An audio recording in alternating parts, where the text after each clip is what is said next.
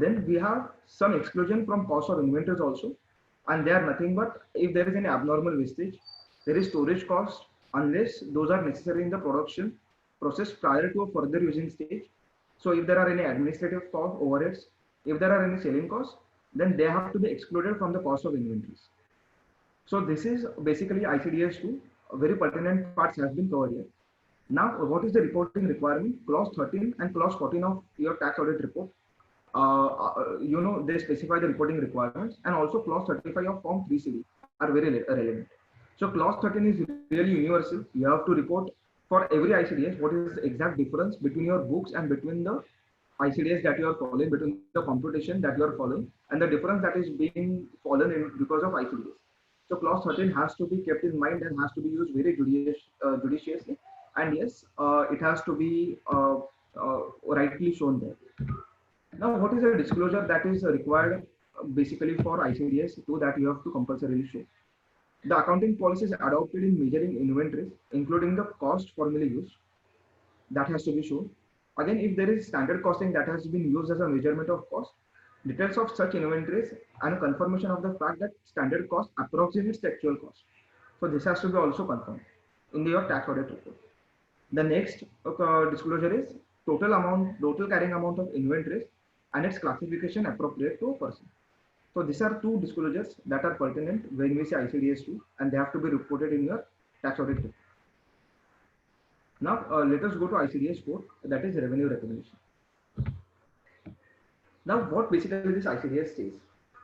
This deals with basis of recognition of revenue from sale of goods, rendering of services, and use of the resources by others yielding interest, royalties, or dividends. So there are three factors to it, three facets to it. That revenue from sale of goods, one thing, rendering of services, second thing, and then if there is any resources of you used by other, so you can say money which yields interest, you can say money as an investment which which gives you dividends, or anything that gives you royalties. So this is covered under ICDS 4, that is revenue recognition. Now, if there is any other ICDS which covers revenue recognition, then for that particular context, then ICDS 4 won't apply to it. That provision does not fall under ambit of ICDS 4, and it will be only restricted to that particular ICDS. Now, in revenue recognition part, we have definition of sale of goods, and then we have rendering of services and use of resources by others. So for sale of goods, it's very natural when the ownership basically pass, and when there is a significant amount of transfer of risk and ownership, then a revenue has to be recognized. If there is no certainty about the transfer of risk and there is no material risk transfer, then the revenue will be recognized when such things basically occur. So this is about sale of goods. Now, a very important aspect that is covered here in ICDS 4, which is not which is found in AS 9, but then there is a bit tweak that they have been brought in, and which is very pertinent to discuss, is about rendering of services. Now, if we see in AS 9, the rendering of services can be recognized either on completed service contract method or percentage completion method, or you can call it as proportionate completion method. So as per ICDS 4, just give me a second.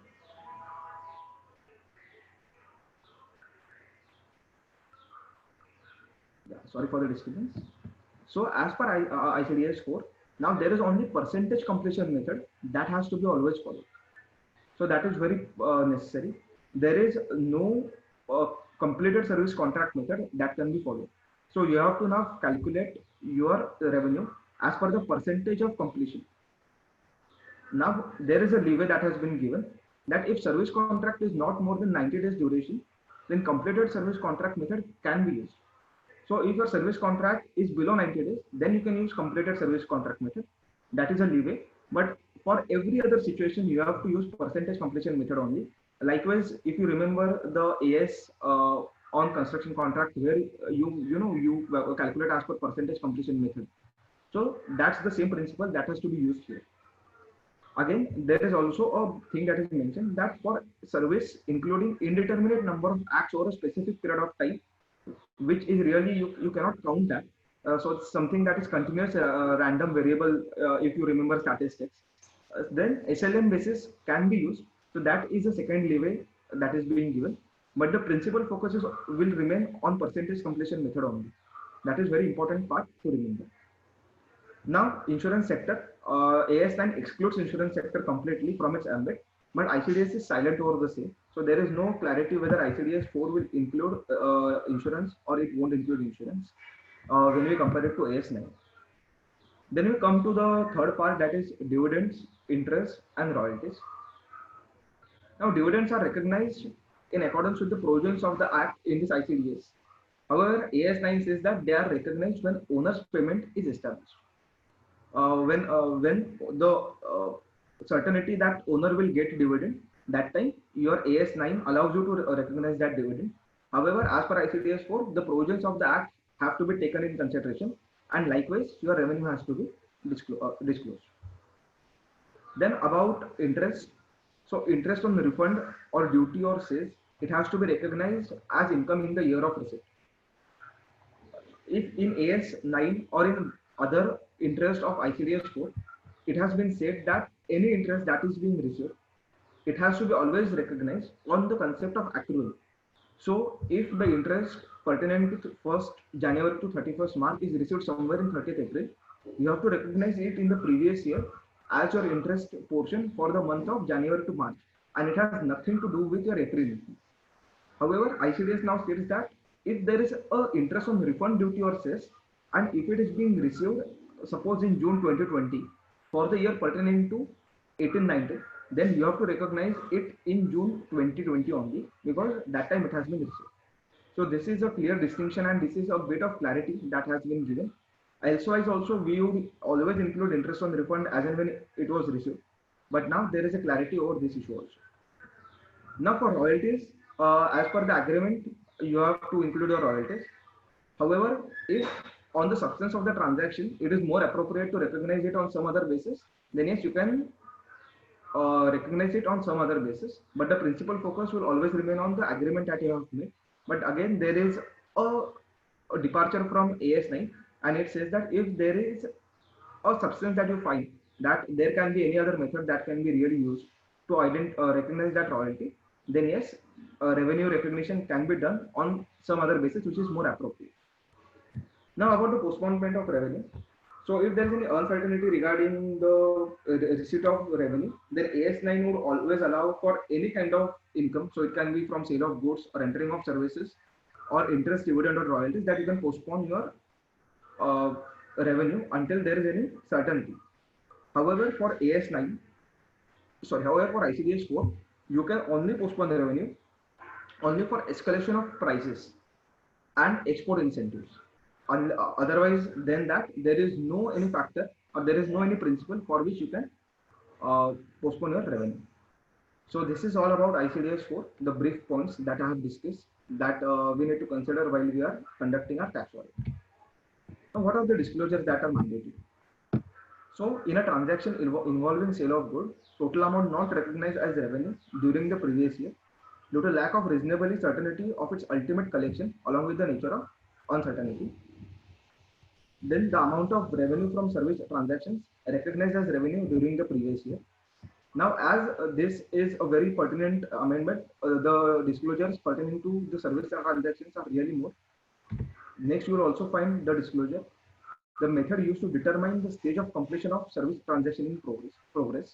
So what exactly is that method that you use to determine the stage of completion, that is percentage completion for service transactions? And for service transactions in progress at the end of previous year, amount of cost incurred and recognized profit, less recognized losses. That is the first part that you have to disclose. Then the amount of advances received, second part, and the amount of retentions. So again, if you remember percentage completion method that we used to follow for construction contracts, then all these disclosures were already mandated over there, and just you have to take it, just you have to bring it forward. So that's it. Now let us move to ICDS 6, effects of changes in foreign exchange rates. Now what this exactly deals with? This deals with treatment of transactions in foreign currencies, first part. Then translation of such financial statements of foreign operations. This is second part.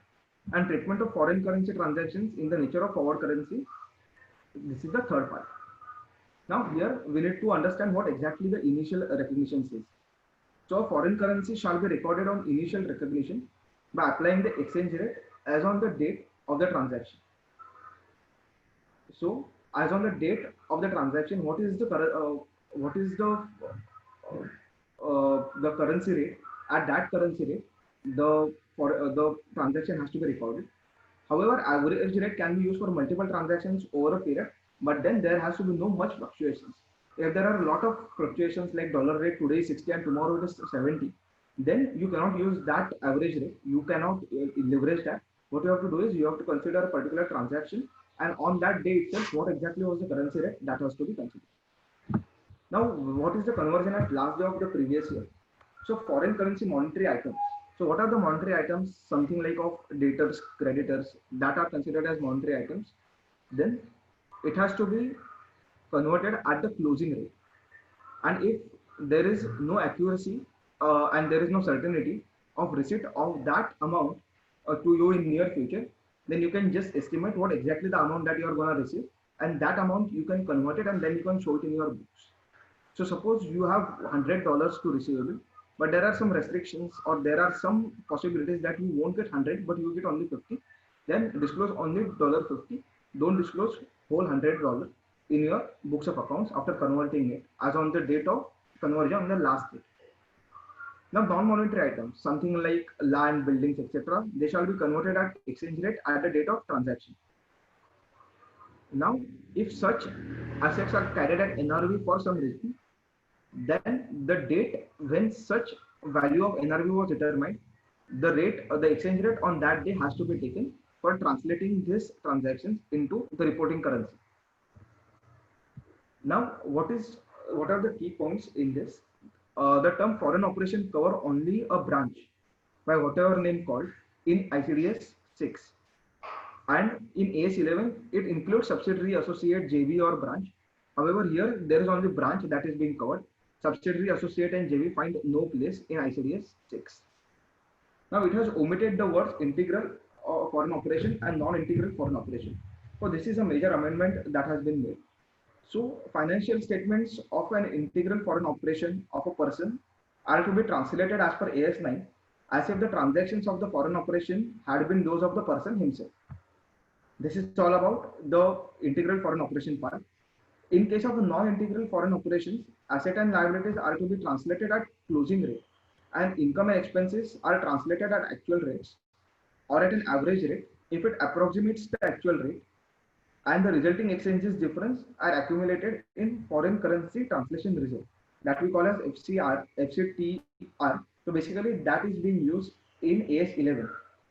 However, if we go to ICDS 6, there is no such bifurcation between integral foreign operation and non-integral foreign operation, and therefore exchange rate differences relating to monetary items are treated as expense or income of previous year itself, and there is no foreign currency translation reserve that comes into the play. So that is a pertinent part that always has to be considered, and that is the difference about FTRA, which doesn't occur in ICDS 6. Now the next and the last part is about for foreign exchange or similar contracts which are entered into for trading or speculation purposes. All gains or losses on such contracts are to be recognized only on the settlement as per ICDS 6. Unrealized losses on mark to market are not to be treated as income or expense, unlike that we do in AS 11. So if there are any unrealized losses when we translate this trading or speculation purposes contracts that we are entered into as on the last day, if there is any unrealized loss, we just treat it as our income, treat it as our expense, or if there is any unrealized income, then we treat it as our basically income in our books. However, ICDS says that do not do anything like this. Just as and when the contracts are settled, you have to recognize the whole income or expense at that point of time only. So there are no specific disclosures that have been mandated basically as per ICDS 6 in the notification. Therefore, this is all about ICDS 6, the brief highlights. Now let us go to ICDS 8, that is securities. Now, if you remember AS 13, then this is something that resembles to it. The only difference is that basically this deals with securities which are held as stock in trade. However, it does not capture the basis of recognition of interest or dividends on such securities. Therefore, if you are receiving, if you have held any investment as your stock in trade, and you are receiving any interest or dividends over it, then ICDS 8 won't cover that. It will be covered under revenue recognition ICDS, that is ICDS 4. That has to be kept in mind. Again, it also does not include securities which are held by a person engaged in the business of insurance, and securities which are held by mutual funds, venture capitalists, banks, and public financial institutions. Now, securities are basically defined as per meaning which is assigned to it as per Securities Contract Act 1956. Now, what are the key points again here? Let us go through that. So, recognition and initial measurement of securities. So, it shall be recognized at actual cost, and it shall also comprise of its purchase price and include acquisition charges such as brokerage fees, tax, duties, or cess. Now, this basically goes hands in hands with AS 13. There is no much change, or there is no any change basically, other than that this only deals with securities which are held as stock in trade, and AS 13 deals with the investment part. But yeah, every other thing will just go hand in hand, and therefore this is a relatively very easy clause to handle while we are conducting our tax audits. There is no much of deviation from AS 13, and just keeping those basic principles in mind, you can conduct tax audit relating to securities that have been held at stock in trade. Now, again, the next part is if a security is acquired in exchange for the securities or assets, the fair value of the securities so acquired will be considered. So there won't be a cost or anything. It will be the fair value of the securities so acquired at that point of time that will be considered as your initial recognition. Now, again, as you all know that it has been done in accounts a lot of times while you are practicing about AS 13, that if there is any interest, unpaid interest that has been accrued, and after the receipt of such interest, you divide it into pre-acquisition, post-acquisition interest.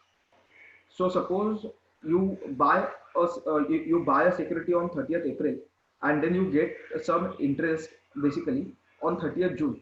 Then for the month of 1st April to 30th April, when the inventory was not held by you, that the interest component for that period, you will just deduct it from that cost, and the other interest for the further 2 years, that will you will recognize as your income. So that is pre-acquisition interest that you get, that have to deduct it from the cost. Similar like AS 13, just you need to remember that ICDS 8 also has this kind of provision. Now the subsequent recognition. So at the end of the year, securities held as stock in trade will be valued at actual cost, initially recognized, or NRV, whichever is lower. Now here comes a very important part, is category wise comparison. So to compare cost and NRV, securities are basically divided into 4 broad categories. And why it is done, I'll tell you further. So these 4 broad categories are shares, debt securities, convertible securities, and any other security not covered above.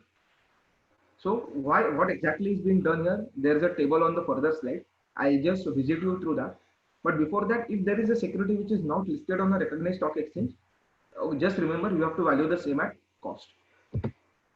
Now here comes a very important part of ICDS 8, and I perhaps think this is the only very important part that you have to keep in mind while doing the tax audit.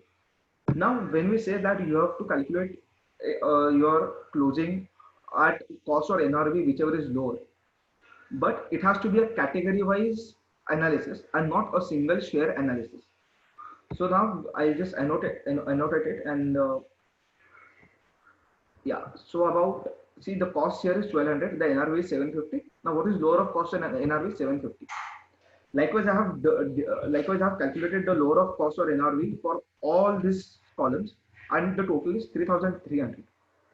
Now, ideally, from the common logic, the ICDS value has to be 3300. However, as per the ICDS, what you have to compare, your cost or NRV, whichever is lower. So, so as you see, that cost is 4,000, NRV is 4050 when you sum up all this, and therefore your ICDS value will be 4,000. So no separate weightage has to be given for each and every share category, for each and every share, but a category wise, whichever is lower, like cost is lower or NRV is lower, irrespective of whether for share A the NRV may be lower, but again, if the total of cost of all the shares is low, then you have to basically compute your closing at 4,000 because it is lower than NRV. So that's the very important part. You have to sum it up, and yeah, we can just move to the next slide.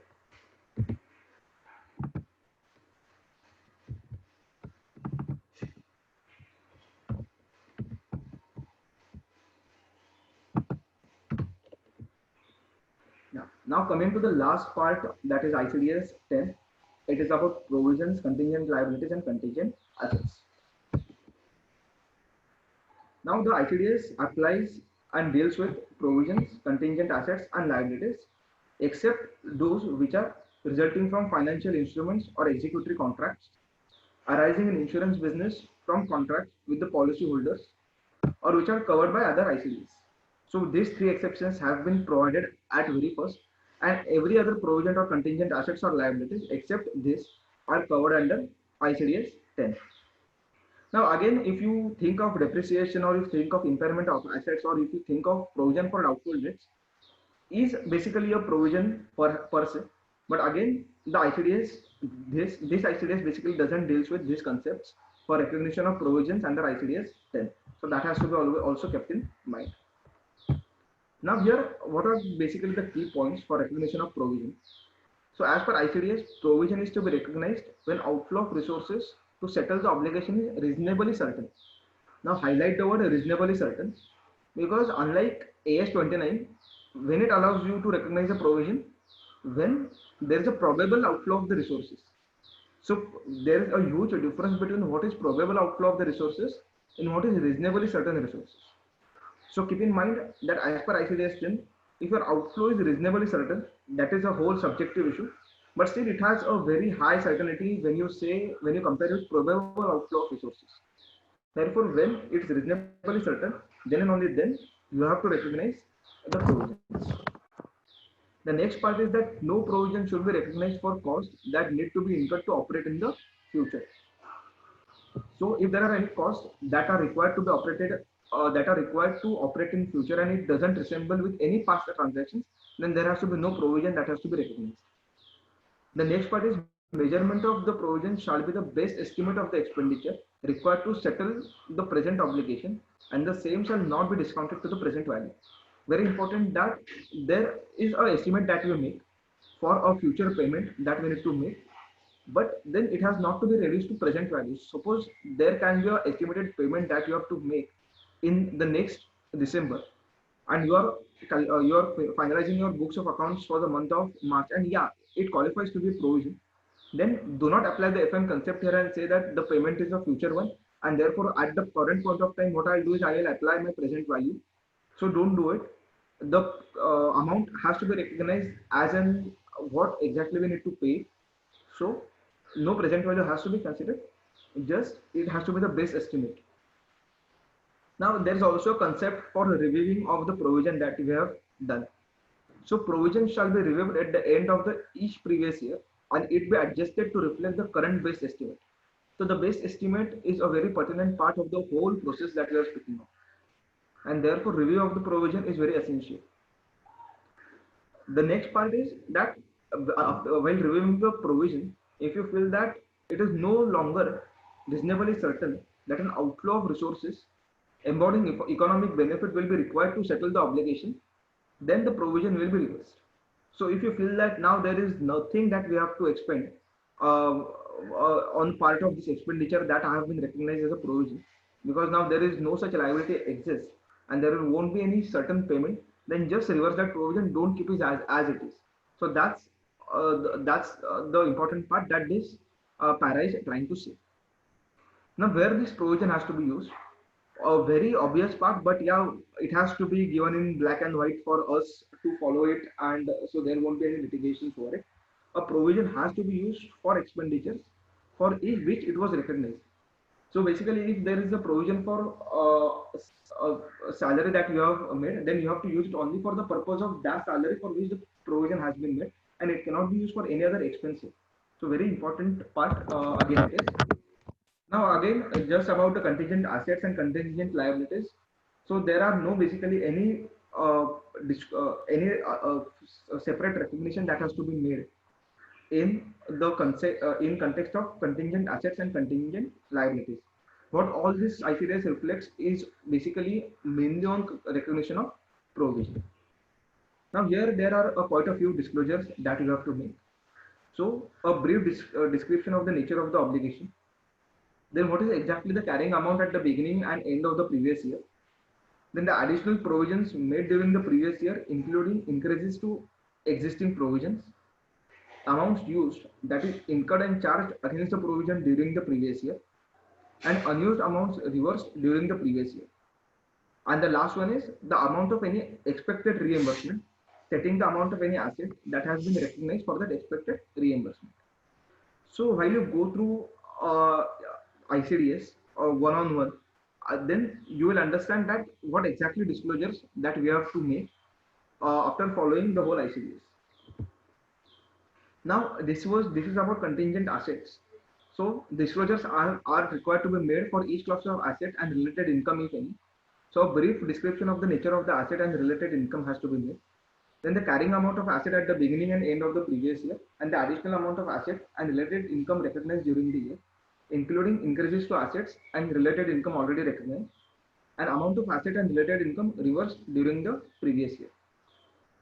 So these are quite a few disclosures you can find in ICDS 10. And with this, I come to the first part of I come to an end of the first part of the ICDS, where basically we had a brief on ICDS 2, 4, 6, 8, 10, and introductory part. So if there are any questions that you have, you can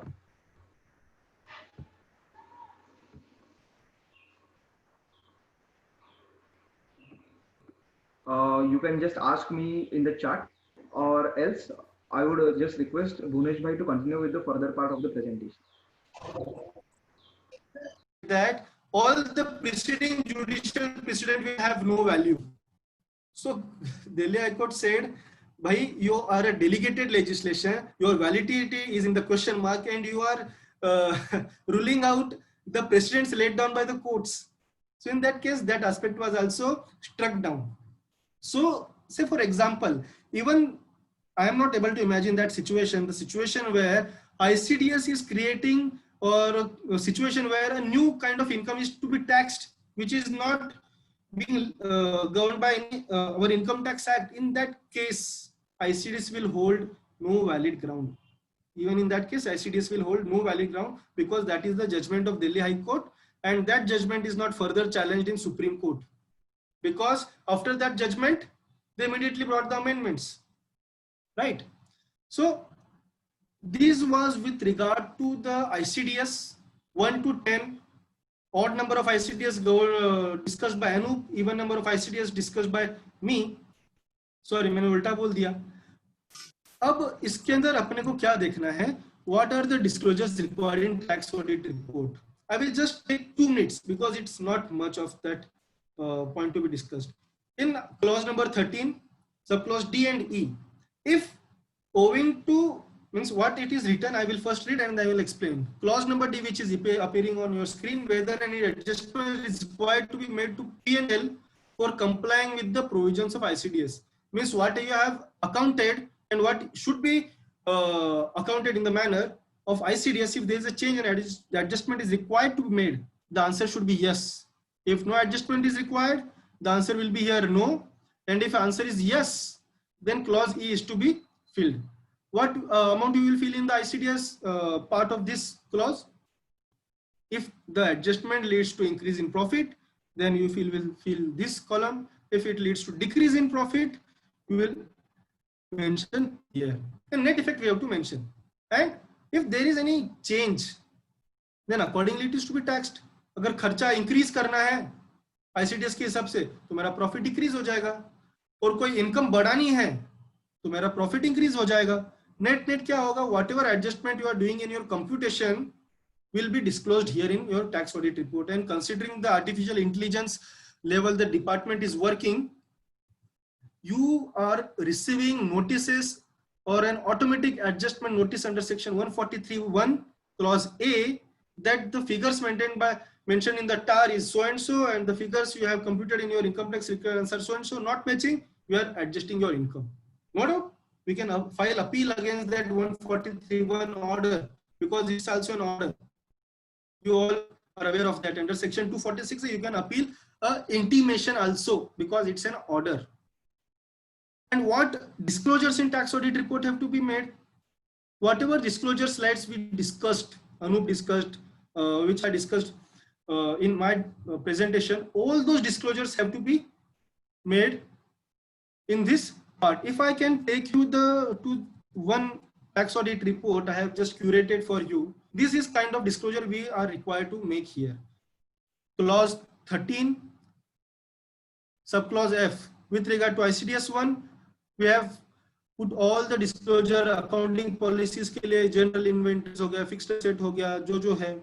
With regard to ICDS 1, and with regard to ICDS 2 I have given these disclosures, ICDS 3 I have given this disclosure, 4, 5, 7, 9 and 10.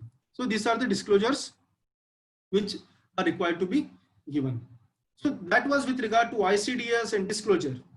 Now the question which I raised before you all is whether ICDS to be used for computing minimum alternate tax and alternate minimum tax. I will not comment what is MAT or AMT, because I expect that you all know that. So the answer to this question, because if we had a face-to-face seminar, I would have seen your faces and come to know कि भाई कितने को पता है कितने को नहीं पता है. We are into webinar, and this is the lacuna which we have in webinar, that facial expression and posture gestures cannot be identified, and just you need to go monotonously and speak. So I will give answer to that. MAT, minimum alternate tax, is on book profit. And what is book profit? It is the profit as per Companies Act. तो ICDS का तो सवाल आता नहीं, but AMT का जरूर सवाल आता है, because alternate minimum tax is on the adjusted revenue, and that adjusted revenue is as per Income Tax Act. So while computing AMT, you have to surely look into the ICDS provisions. Clear? This is also provided in question number 6 of FAQ. As I already mentioned, the point number 2 I am using now. There is no separate ICDS for real estate developers. The construction contract is not for real estate developers. Third aspect which I want to highlight here is ICDS. Before ICDS, there were two accounting standards which were notified in 1996 by central government to be applied for computing income as per Income Tax Act. Those were called as TAS, Tax Accounting Standard. So which were those two accounting standards? Or AS1 and AS5. So these were the two accounting standards which were from 1996 to 2016 when this ICDS got notified effectively. So this is what I humbly wish to present before you all, and by this I complete my presentation and make the forum open for any questions if you have, or otherwise many times if it happens that you cannot ask questions, you can WhatsApp me on this number or you can email me on this number.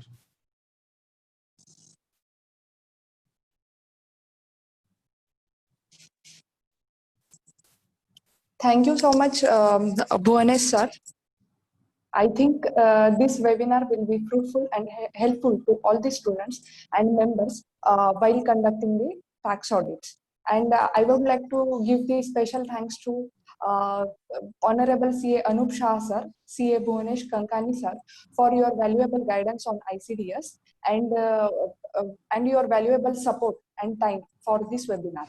I would like to give the special thanks to CA Chaira sir, Student Skill Engagement Board of Studies, and CA Samir Ladda sir, the Chairman of Pune branch of Vikasa, CA Akshay Gulhane sir, Chairman of Nagpur Vikasa, CA Rushikesh Wangade sir, Chairman of Satara Vikasa, for their valuable time and support for this webinar.